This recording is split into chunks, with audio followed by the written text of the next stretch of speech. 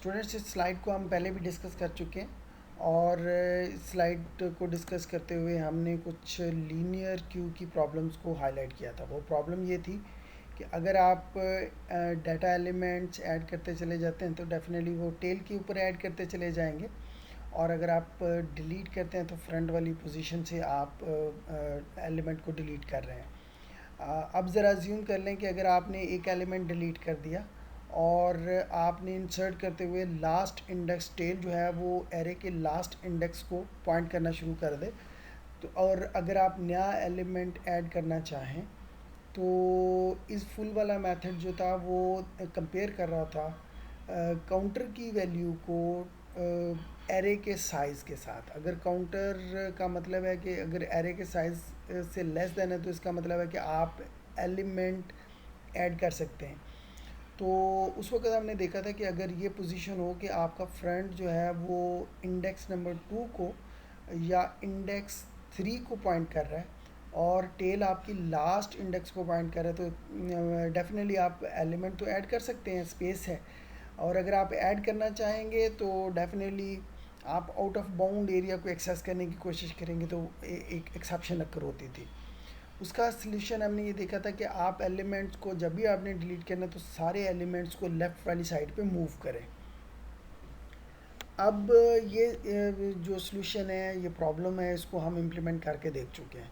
लेकिन अब बड़ा प्रॉब्लम ये है कि अज्यूम करें कि आपकी जो क्यू की साइज़ है वो थाउजेंड्स के अंदर है और आपने एक एलिमेंट डाटा एलिमेंट डिलीट किया। सपोज़ अगर 1000 साइज़ हो क्यू का, क्यू एरे का, और अगर एक एलिमेंट आपने डिलीट कर दिया तो आपको बेसिकली 999 ब्लॉक्स का जो डाटा है वो आपको मूव करना पड़ेगा टूवर्ड्स लेफ़्ट।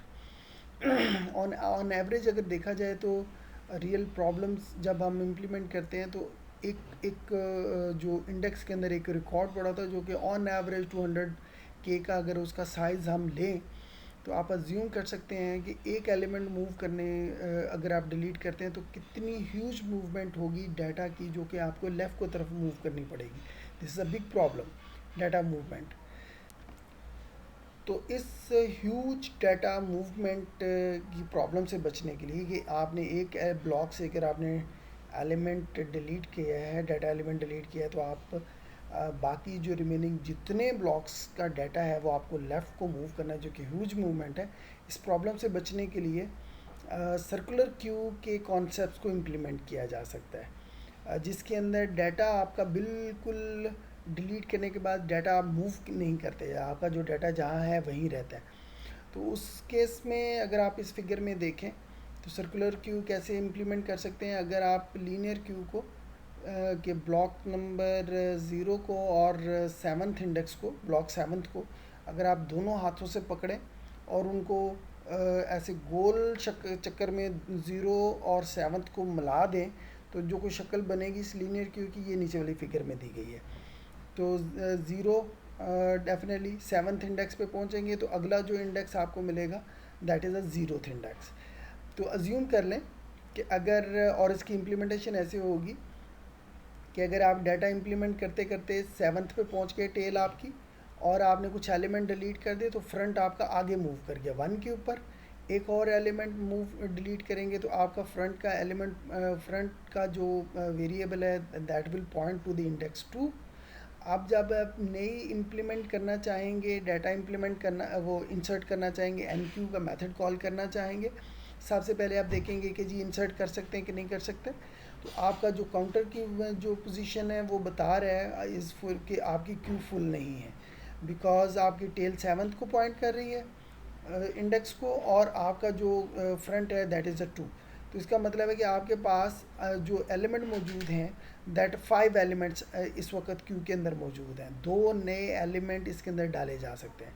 अगर ऐसा केस होगा तो आप फ़ौरन देखेंगे अगर काउंटर जो है एरे के, क्यू एरे के साइज़ से कम है तो इसका मतलब है इंसर्ट हो सकता है। और साथ उसको देखेंगे सेकंड इफ़ के अंदर, if tail is equal to size के बराबर है या 7 के बराबर है तो इसको टेल को आप इनिशलाइज कर देंगे 0 से। Tail is equal to 0 value insert करें और टेल को इंक्रीमेंट कर दें। तो ये बड़ा इजी सॉल्यूशन है वो प्रॉब्लम का जिसके अंदर इस प्रॉब्लम ये जो सॉल्यूशन है इसकी इम्प्लीमेंटेशन से डाटा आपको बिल्कुल मूव नहीं करना पड़ेगा, जो डाटा वहीं है वहीं रहेगा, और ये ह्यूज मूवमेंट ऑफ डाटा से आप बड़े आराम से बच सकते हैं हम। तो इसको आगे हम फर्दर एक्सप्लेन करते हैं। तो ये जो अभी हमने चीज़ें कुछ स्लाइड्स के ऊपर, पिछली स्लाइड के ऊपर डिस्कस की हैं, और एन क्यू का मेथड का एल्गोरिदम जो हम पहले भी डिस्कस कर चुके हैं, उसको इसके अंदर स्लाइड्स ही चेंज है। सबसे पहले हमेशा की तरह एन क्यू करना है, तो हमने देखना चाहते हैं कि क्यू अगर फुल है तो फिर तो आप बिल्कुल भी कोई एलिमेंट इंसर्ट नहीं कर सकते। तो यहाँ if queue is full return false, otherwise if tail is equal to queue size, इसका मतलब ये होगा कि आप इंसर्ट कर सकते हैं, आपके पास पोजीशन, आपके पास जगह है क्यू के अंदर इंसर्ट करने के लिए।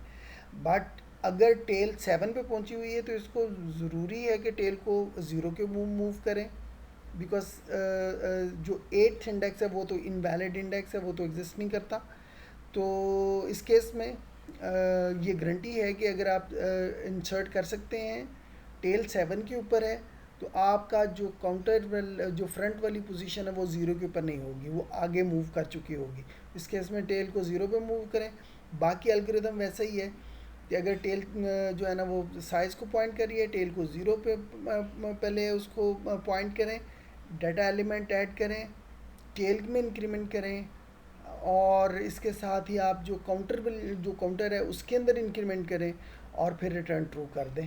तो this is the implementation of circular queue, और उसके अंदर आपने इंसर्ट करना है। तो उसी पिछले वाले एल्गोरिदम को अगर हम प्रोग्रामिंग के अंदर इम्प्लीमेंटेशन की डिटेल में देखना चाहें, उसको इम्प्लीमेंट करना चाहें कोड में, तो कुछ इसकी फॉर्म ये बनेगी। ऐड सर्कुलर क्यू मेथड का नाम है, इसको एक नंबर देंगे, और ये मेथड जो है ये नंबर इंसर्ट करेगा क्यू के अंदर, और अगर इंसर्ट हो जाएगा तो रिटर्न ट्रू करेगा, अगर इंसर्ट नहीं हो सकेगा तो ये इट विल रिटर्न फॉल्स। सबसे पहले जो रेड कलर के अंदर कोड है बेसिकली इस फुल का कोड है, और इसको एक सेपरेट मेथड में होना चाहिए। तो ये बेसिकली ये गारंटी कर रहा है if counter is greater than size, तो इसका मतलब है कि आपके पास स्पेस नहीं है इंसर्ट करने के लिए, तो रिटर्न फॉल्स कर दें। और साथ ही अगर इसका मतलब है कि अगर ये एग्जीक्यूट नहीं हुई, स्टेटमेंट फॉल्स है, तो इसका मतलब है कि आप एलिमेंट सर्कुलर क्यू के अंदर इंसर्ट कर सकते हैं। इफ़ टेल, फिर आप साथ ही देखेंगे कि अगर टेल साइज़ के बराबर है तो टेल को ज़ीरो कर दें, अदरवाइज़, और अगर ये फॉल्स है तो इसका मतलब है कि कहीं जो टेल की पोजीशन है वो साइज़ से पीछे है, और अगर वो वैलिड लोकेशन इंडेक्स को पॉइंट कर रहा है, और अगर टेल ज़ीरो हो गया तो फिर भी वैलिड को पॉइंट कर रहा है। इन दोनों केसेस में सर्कुलर क्यू एरे जो है उसकी टेल के ऊपर आप नंबर इंसर्ट करें, टेल को भी इंक्रीमेंट करना है बिकॉज अगला जो एलिमेंट आएगा वो टेल के ऊपर जाना है। चूँकि ऐड हुआ है कि सर्कुलर क्यू के अंदर, तो काउंटर भी प्लस प्लस होगा। तो फिर आप ये सारे काम करने के बाद यू विल रिटर्न ट्रू। तो इसका मतलब है कि ये मेथड मेन मेथड को रिटर्न ट्रू कर रहा है कि जो काम इसके ज़िम्मे लगाया गया था that is successfully implemented. Enqueue की तरह सिमिलर एल्गोरिदम है डी क्यू के लिए। अगर आपको सर्कुलर क्यू के अंदर से एलिमेंट डिलीट करना चाहते हैं तो डेफिनेटली हमेशा की तरह डिलीट करना है, तो सबसे पहले देखेंगे कि अगर क्यू एम्प्टी है कि नहीं है। अगर एम्प्टी है तो फिर तो डिलीट ही कुछ नहीं होगा, वो खाली है। तो if queue is empty return false. तो इसका मतलब है कि इफ़ अदरवाइज साथ ही आप सर्कुलर क्यू की देख रहे हैं, अगर डिलीट करते करते आप जो है ना फ्रंट आपका जो क्यू साइज़ के ऊपर पहुंच गया है और टेल आपकी 3 और 4 के ऊपर है, तो इसका मतलब है कि एलिमेंट्स तो मौजूद हैं, और आपने जो डिलीट करना है वो भी फ्रंट से करना है, और फ्रंट आपका क्यू साइज़ को पॉइंट कर रहा है। तो इसका मतलब है कि 7th के ऊपर तो आप ऑलरेडी पहुंच चुके हैं, डिलीट करना है तो 8th लोकेशन एग्जिस्ट ही नहीं करती, तो आपको फ्रंट को फिर ज़ीरो के ऊपर मूव करना होगा। और इसी तरह से जब आपने मूव कर दिया उस लोकेशन से, वैलिड लोकेशन से वैल्यू उठाएं, फ्रंट को प्लस प्लस कर दें और वो वैल्यू आपने रिटर्न कर देनी है। तो रिटर्न करने से पहले फ्रंट को आपने इंक्रीमेंट देना है फ्रंट के अंदर, और चूँकि चीज़ें डिलीट हुई हैं तो काउंटर को भी आपने, जो काउंटर है उसको भी एक दफ़ा माइनस करना है बाय 1, क्योंकि चीज़ें डिलीट हो रही हैं। ये सारा कुछ करने के बाद आपने वो जो एलिमेंट है जो आपने डिलीट किया फ्रंट से, वो वाला नंबर उठा के तो मेन को वापस रिटर्न करना है। यहाँ पे हम अगर देखें क्यू की कोड के अंदर इम्प्लीमेंटेशन को देखें, तो डिलीट सर्कुलर क्यू मेथड है। जब भी मेथड कॉल होगा, ये मेथड मेन को एक इंटीजर रिटर्न करेगा, और वो जो नंबर वो रिटर्न करेगा जो आपने डिलीट किया होगा सर्कुलर क्यू के अंदर से। सबसे पहले डिलीट करने से पहले हम देखना चाहेंगे, ये मेथड देख रहे हैं कि if counter is less than equal to zero, अगर ज़ीरो है ये इसका मतलब है कि वो एलिमेंट कोई मौजूद ही नहीं है, तो इट विल रिटर्न कोई सब एक बड़ा सा इनवैलिड नंबर जो है ना वो ये रिटर्न कर देगा। दिस मीन कि आपकी जो क्यू है वो खाली है। अदरवाइज़ आपने जो फ्रंट साइज से, एरे के फ्रंट से आपने एलिमेंट जो भी है उसको उठा के एक टेम्प्रेरी वेरिएबल के अंदर स्टोर करवा लिया।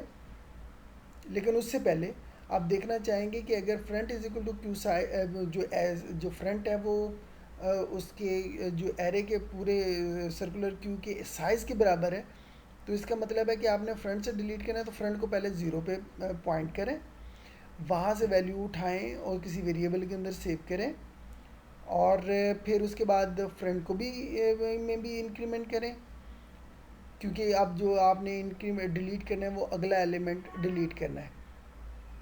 डिलीट हुआ है तो काउंटर की वैल्यू कम होगी, तो काउंटर को एक दफ़ा माइनस कर दें, और फिर आप रिटर्न कर दें जो नंबर आपने डिलीट किया है वो मेन को रिटर्न वापस कर दें।